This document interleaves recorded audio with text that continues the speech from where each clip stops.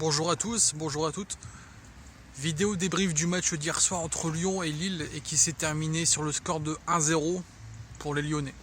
Le seul buteur de ce match, Alexandre Lacazette, à la 74e minute.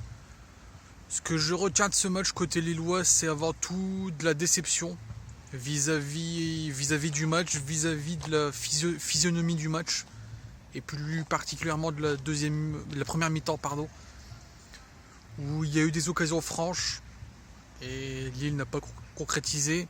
Et ça s'est poursuivi en deuxième mi-temps avec de nombreuses occasions de la part de nos Lillois et qui malheureusement n'ont pas concrétisé et qui se sont fait punir en fin de match par Alexandre Lacazette.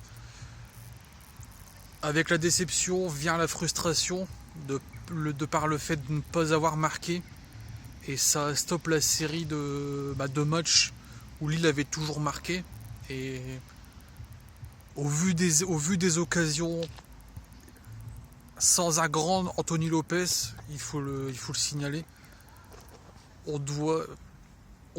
Lille doit largement gagner ce match, ne serait-ce que la première mi-temps par exemple avec l'occasion de la balle piquée. Et ce nouveau montant touché par les Lillois, si je ne me trompe pas, c'est déjà le 9e cette saison. Avec du recul, c'est forcément problématique. Et le fait de ne pas marquer et le fait de ne pas avoir ce brin de chance et cette réussite qui manque aux attaquants lillois.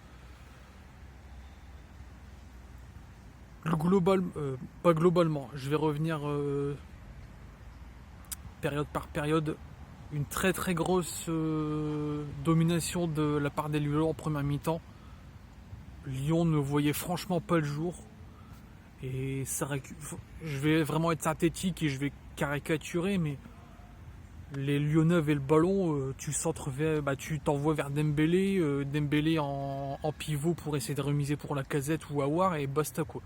En première mi-temps, je caricature, mais c'était ça. Je me suis dit, Lyon c'est devenu ça maintenant. Bon après c'est un nouvel entraîneur et tout, faut le temps que les principes de jeu s'appliquent et tout, mais bon, un peu déçu, mais bon, c'est juste un aparté. Et pour en revenir à nos Lillois, quand même, des occasions et un manque vraiment de réussite. Le poteau, avec Anthony Lopez, qui a brillé, tout simplement. En deuxième mi-temps, face à Cabella, face à Angel Gomez aussi. Donc, c'était pas notre jour. D'autant plus que la série face à Lyon, où Lille était invaincu sur les 11 derniers matchs, s'est arrêtée hier soir malheureusement. Et c'est dommage parce que c'est 3 points face à un concurrent, face à un prétendant pour l'Europe que Lille aurait dû prendre. Et on aurait pu avoir un petit matelas d'avance, je crois, de 4 ou 6 points, je ne sais plus exactement le matelas potentiel qui aurait pu être pris par les Lillois face aux Lyonnais. Je vais revenir en individuel sur tous les joueurs, sur les joueurs qui ont joué hier.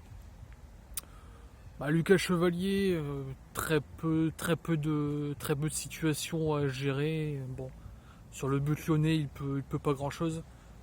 Je trouve par moments des petites prises de risque au niveau du jeu au pied, pardon. Et bon, après ça en soi, c'est pas. Il prend, je trouve, un peu trop de risques, mais bon. Il a sans doute confiance en lui et on va lui laisser le bénéfice du doute. Concernant l'axe central, d'abord Fonté, Diallo, j'ai pas grand chose à dire vis-à-vis d'eux. Après, Diallo a pris le côté droit suite au remplacement d'Ismaili. J'ai trouvé Diallo un petit peu en difficulté, pas un petit peu, je l'ai trouvé en difficulté en deuxième mi-temps sur son côté droit. Et vraiment que ce soit en tant que latéral gauche ou en tant que latéral droit, ça se voit que c'est pas son poste. Et son poste c'est vraiment central. Il joue en tant que latéral vraiment pour dépanner, mais offensivement il va peu déborder. Ok, il va essayer de provoquer balle au pied, mais on peut pas compter sur Diallo pour ne serait-ce que centrer ou combiner. Là-dessus c'est pas sa fonction, c'est pas ce qu'on lui demande. Et il y a un manque là-dessus. Et Lille a été moins dominateur en deuxième mi-temps à partir du moment où Ismaili malheureusement a dû laisser sa place. Et je trouve qu'on sur les côtés ça a été moins... Lille a été moins à l'aise sur les côtés. Le fait qu'Ismaili prenne toujours son côté gauche, finalement Diakité, c'est pas Ismaili, désolé, mais ça se voit qu'il y a une différence de niveau. Et de l'habitude, question d'habitude aussi, le fait qu'Ismaili soit vraiment défenseur gauche, et que ce soit vraiment son poste attitré, il ne fait que ça. Il y a un manque, ça se voit. Diakité, on va pas lui imputer, il a fait un bon match dans sa globalité. Alexandro, j'ai bien aimé son entrée en deuxième mi-temps. Bon, après André Gomes, j'ai beaucoup aimé sa première mi-temps, et il est de plus en plus à l'aise, il est de mieux en mieux dans ce rôle de double pivot avec Benjamin André. Et si les blessures l'épargnent, il fait partie vraiment des titulaires indiscutables à ce poste de numéro 6. J'ai vraiment quelques mots titulaires qui sont vraiment indiscutables. Et pour moi, il commence à en faire partie et il a pris le lead. Benjamin André, j'ai trouvé un peu moins bon que d'habitude. Quelques petites paires de balles, des petites passes pas forcément négociées.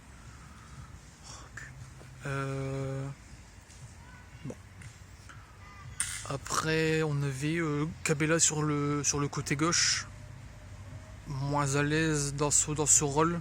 Surtout en deuxième mi-temps, il était mieux en première qu'en deuxième, pardon.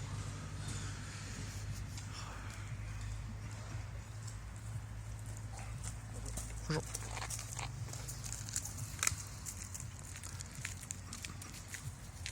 Désolé, petit contretemps technique.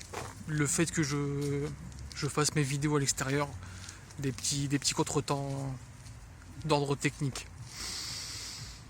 Outre, j'en étais à Rémi Cabella. Ça a été un petit peu mieux en deuxième. Non, je l'ai trouvé meilleur en première mi-temps qu'en deuxième. Il a baissé un petit peu. Je l'ai trouvé moins bon, moins présent.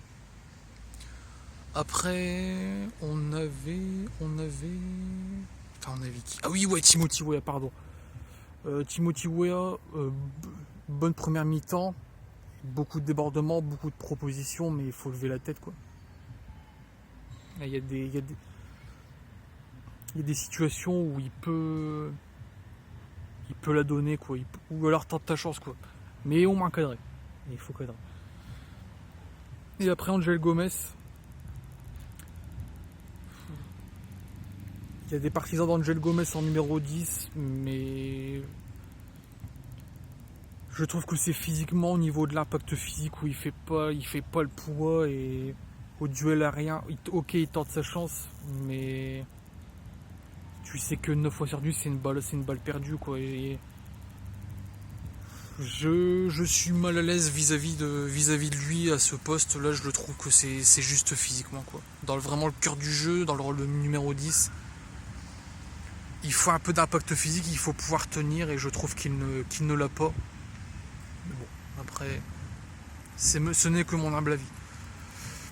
Et après, Jonathan David, il a eu le manque de réussite, manque de chance, avec l'occasion de la balle piquée en première mi-temps. Et après, en deuxième mi-temps, si j'ai souvenir, il a eu une ou deux occasions, et faut conclure, quoi. À un moment, le foot de haut niveau, c'est marquer des buts, l'efficacité devant le but, et là, à ce moment-là, il faut marquer. Et par moment, il va être clinique, et par moment, il va lui en falloir 2 ou 3 pour marquer un but. Donc c'est dommage, cette défaite est dommageable. Prochain match, c'est dimanche prochain face à Rennes, un autre concurrent pour les places européennes, et qui carbure. Très clairement, Rennes, ça file devant. Et il serait bon de ne pas perdre de points, et pour éviter de les laisser partir devant, quoi. Donc il reste 2 matchs jusqu'à la trêve de la Coupe du Monde. On croise les doigts, il faudrait au moins 4 points sur 6, quoi, pour au moins bien terminer cette première partie de saison. Voilà, c'est tout pour moi. Merci de m'avoir regardé. Si vous avez apprécié la vidéo, le petit like, le petit commentaire pour échanger, pour débattre sur ce match. Si vous avez apprécié la vidéo, le petit like comme je viens de le dire, et puis à l'occasion un abonnement, ça fait toujours plaisir. J'ai pas parlé de l'arbitrage, petit aparté, j'ai pas parlé de l'arbitrage, mais la faute de Joan Le Penant sur Angel Gomez, la VAR, elle a de la merde dans les yeux, très clairement. Il a sur pied facilement. Elle est presque 2 secondes sur le mollet de Angel Gomez et c'est inadmissible qu'il n'y ait pas carton rouge, quoi. Mais bon, on va pas revenir là-dessus. De toute façon, le match est fait, c'est terminé. Donc voilà. Merci de m'avoir regardé. Profitez bien de la semaine. Et puis nous on se donne rendez-vous samedi pour la vidéo d'avant-match du match entre Lille et Rennes. Sur ce, bonne semaine et profitez bien. Allez le LOSC.